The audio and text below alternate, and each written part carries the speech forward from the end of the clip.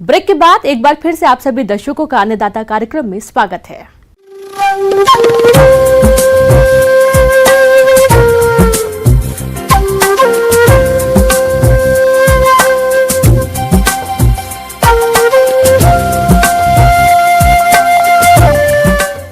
मौसम विभाग की रिपोर्ट पर साप्ताहिक कृषि सलाह इस प्रकार है।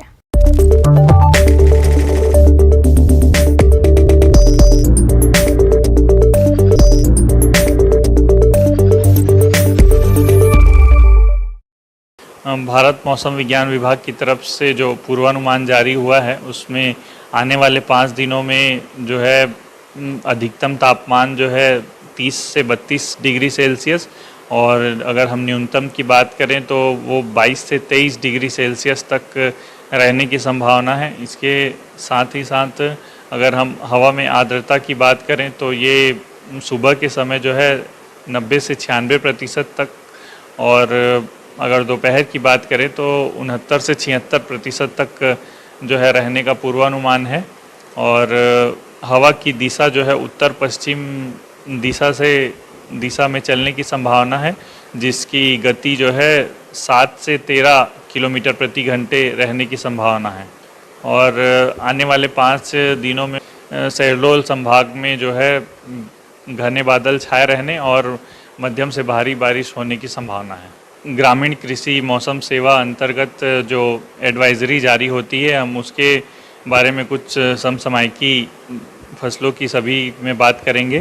तो सबसे पहले किसान भाइयों, अभी आपने देखा होगा कि वर्तमान जो 2-3 दिन पिछला समय है उसमें लगातार बहुत तेज़ बारिश हुई है हमारे ज़िले में। तो जितनी भी दलहनी फसलें हैं उन सब में आप तुरंत में जल निकास की व्यवस्था कर लें। बात करें सोयाबीन की, पीला मोज़ेक रोग जो सबसे खतरनाक रोग है सोयाबीन फसल का, तो वो अगर प्रभावित पौधे आपको दिख रहे हैं तो तत्काल उसको उखाड़ कर खेत के बाहर कर दें। और प्रकोप अधिक होने पर चूसक कीटों का अगर प्रकोप अधिक है तो आप इसमें रासायनिक कीटनाशक इमिडाक्लोप्रिड 0.1 ml प्रति लीटर की दर से घोल बनाकर आप इसका अच्छी तरह से छिड़काव कर दें।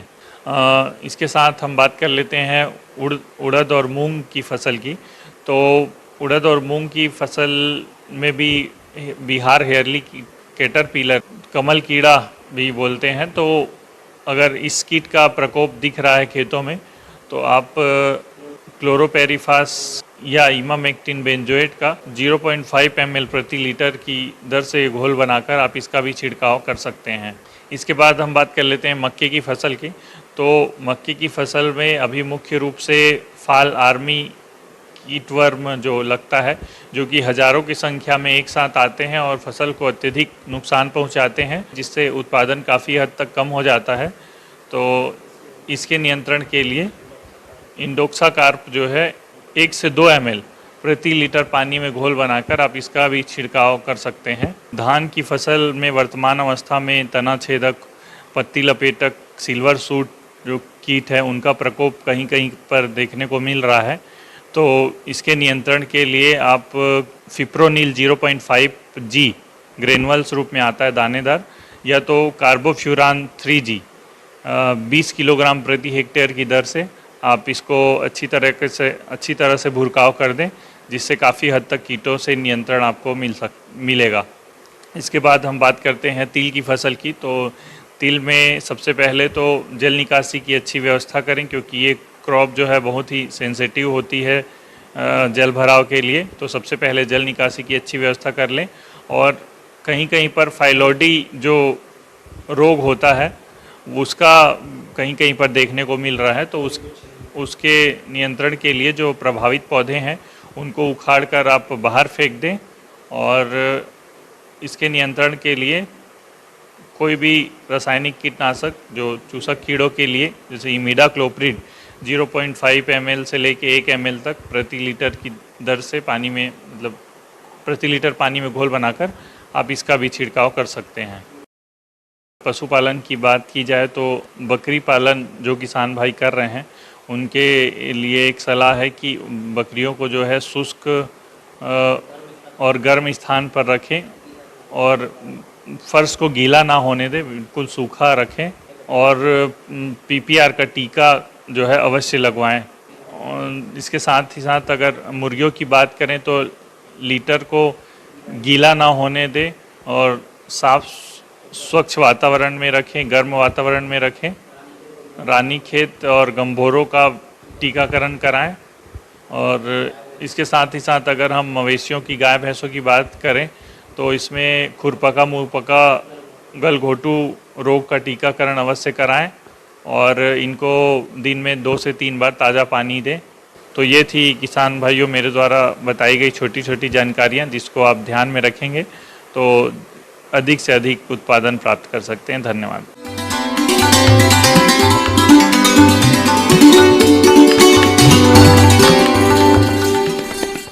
आइए जानते हैं अन्नदाता निःशुल्क फोन के माध्यम से पूछे गए समस्याओं का समाधान। अन्नदाता निःशुल्क फोन संपर्क सेवा के माध्यम से पूछे गए प्रश्नों में से आज हमने जिस प्रश्न को कार्यक्रम में शामिल किया है उसे पूछा है ग्राम देवरिया, जिला रीवा के कृषक मनोज परमार ने। ये गाजर घास खरपतवार के समन्वित नियंत्रण के बारे में जानकारी चाहते हैं। तो मनोज परमार जी, आपकी जानकारी के लिए प्रस्तुत है कार्यक्रम का ये अंश। आज मैं किसानों को जो खरीफ फसलों का मुख्य खरपतवार है गाजर घास, उसके बारे में जानकारी देना चाहूँगा। गाजर घास भारत में लगभग सभी राज्यों में पाया जाता है। इसके कुछ जगह इसको चटक चांदनी के नाम से भी जाना जाता है। ये घास काफ़ी विनाशकारी होने के साथ साथ ही बहुत ही तीव्र गति से फैलता जा रहा है। गाजर घास के बारे में जिस प्रकार से कई सालों से कई अभियान चलाए जा रहे हैं, भारत सरकार द्वारा भी चलाए जा रहे हैं, क्योंकि ये हानिकारक होने के साथ साथ मनुष्य के लिए नहीं, फसलों के साथ साथ जानवरों के लिए, पशुओं के लिए, सभी के लिए हानिकारक है। मानव शरीर में होने वाली विभिन्न बीमारियों में जैसे श्वास की बीमारी होती है, इसके जिस समय फूल आते हैं, फूल के कण परागण मानव शरीर के अंदर नाक श्वास के द्वारा चले जाते हैं और उसके अंदर श्वास की बीमारी हो जाती है। साथ साथ ही त्वचा की बीमारियां भी इसमें काफ़ी मात्रा में फैलाती हैं। और पशुओं के अंदर जिस प्रकार से गर्भवती जो पशु होते हैं उनके अंदर अबॉर्शन वाली स्थिति भी इसके कारण हो जाती है, क्योंकि जो अन्य खरपतवार हैं उसके साथ साथ इसको भी पशुओं को खिला दिया जाता है। गाजर घास एक खरपतवार है जिसका वैज्ञानिक नाम पार्थेनियम हिस्टेरोफोरस है। यह खरपतवार कंपोजिटिक कुल की होती है और गाजर के पौधे जैसी दिखती है। इसे कैरेट ग्रास, कांग्रेस ग्रास और क्षेत्रीय भाषा में सफेद टोपी, चटक चांदनी आदि नामों से भी जाना जाता है। ये एक वर्षीय शाकीय पौधा है जिसकी लंबाई लगभग 1 से 1.5 मीटर तक हो सकती है। हर एक गाजर घास खरपतवार लगभग 1000 से 5000 बहुत ही छोटे छोटे बीज पैदा करता है। वैसे तो यह घास हर तरह के वातावरण में उग जाती है, मगर नम और छायादार स्थानों पर अधिक तेजी से उगती है। ये सभी जगह जो खाली जमीन जहाँ भी पड़ी हुई है वहाँ पे बहुतायत में फैलता रहता है। इसकी जिस प्रकार से वृद्धि के बारे में अपन बातें करें तो ये कम से कम एक पेड़ के 10 से 15 हज़ार बीज मिलते हैं जो एक जगह से दूसरी जगह स्प्रेड हो जाते हैं और वहीं अंकुरित होकर के उनकी संख्या बहुत ज़्यादा हो जाती है। कहीं भी जो सार्वजनिक जगह है, स्कूल, कॉलेज, सभी जगह पे या खाली जगह जितने रोड की साइड में होती है उनको हर साल अभियान चला करके उखाड़ने की भी सरकार बहुत कोशिश कर रही है। अभियान चलाए जाते हैं, सभी विभाग भी इसमें रुचि ले रहे हैं, लेकिन फिर भी इसके फैलने की इतनी तीव्रता है कि खाली जगह में बहुत ज़्यादा पाया जाता है। इसके साथ साथ फसल को भी बहुत नुकसान पहुँचाता है, क्योंकि जिस खेत के अंदर ये हो जाता है उसके अंदर उसकी कम से कम 50% पैदावार गिर जाती है। इसके नियंत्रण के लिए ऐसे कीटों को रखा जाता है जो गाजर घास को अच्छी तरह से नष्ट करने में सक्षम होते हैं और अन्य उपयोगी फसल या वनस्पतियों पर कोई विपरीत प्रभाव नहीं डालते। जून से अक्टूबर के प्रथम पखवाड़े में बीटल कीट अधिक सक्रिय रहता है और 1 एकड़ के लिए लगभग 3 से 4 लाख कीटों की आवश्यकता होती है। केशिया, टोरा, गेंदा, ट्रोफेशिया, परपुरिया, जंगली, चलाई जैसे कुछ पौधों की बुवाई मानसून से पहले अप्रैल मई में करने से गाजर घास ग्रसित क्षेत्र का प्रसारण कम होने लगता है। गाजर घास से जैविक खाद बनाकर हम पर्यावरण सुरक्षा कर सकते हैं। निंदाई कर हम जहां एक तरफ खेतों से गाजर घास एवं अन्य खरपतवारों को निकालकर फसल की सुरक्षा करते हैं, वहीं इन उखाड़ी हुई खरपतवारों से वैज्ञानिक विधि अपनाकर अच्छा जैविक खाद प्राप्त कर सकते हैं, जिसे फसलों में डालकर पैदावार बढ़ाई जा सकती है। जहाँ तक इसके नियंत्रण के बारे में बताएं तो ये जहाँ भी नदी नाले या रोड साइड में जहाँ भी होता है वहाँ पे पहला तो ये होता है कि इसको उखाड़ दिया जाए। जिस प्रकार से इसके फूल बनते हैं बीज बनने से पहले इसको उखाड़ दिया जाए तो भी काफ़ी है। उसके अलावा कुछ रासायनिक वो होते हैं जैसे एट्राजीन है और मेट्रोब्यूटेरिन भी एक आती है दवा, उसका भी अगर स्प्रे कर दिया जाए तो ये काफ़ी मात्रा में नियंत्रण किया जा सकता है। लेकिन रासायनिक स्प्रे का सबसे बड़ा इफेक्टिव काम होता है कि अर्ली स्टेज में बीज बनने से पहले ही इसके ऊपर अगर स्प्रे कर दिया जाए तो ये इसका नियंत्रण किया जा सकता है।